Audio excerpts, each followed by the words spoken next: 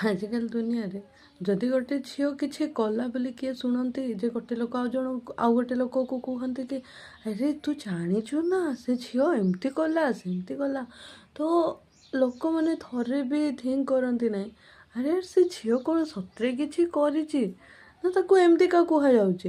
କିନ୍ତୁ ଏ କଥା କିଏ ଭାବନ୍ତିନି, ସମସ୍ତେ ହଁ ସେ ଝିଅ ସେମିତି କଲା। ଆରେ ୟାର କହୁଛ ଠିକ୍ ଅଛି, ଥରେ ଥିଙ୍କ ତ କର ୟାର, ସେ ଝିଅ କ'ଣ, ତା ଲାଇଫ୍ କ'ଣ।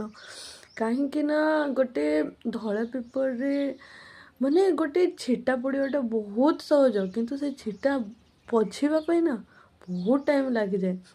ଥରେ ଥରେ ତ ଛିଟା କେବେ ଯାଏ ବି ନାହିଁ। ପ୍ଲିଜ୍ ୟାର ଟିକେ ଦେଖିକି କଥା ହୁଅନ୍ତୁ। କାହିଁକି ନା ହୁଏତ କଥା କହିଲା ବେଳେ ଯିବ ଆମର କିଛି ପେନ୍ ହୁଏନି, ଆମକୁ କିଛି ଜଣାପଡ଼େନି, କିନ୍ତୁ ଯେଉଁ ସାମ୍ନା ଲୋକ ଶୁଣୁଛି ତାକୁ ବହୁତ ହଟ୍ ହୁଏ ନା, କିଏ ଜାଣିଛି।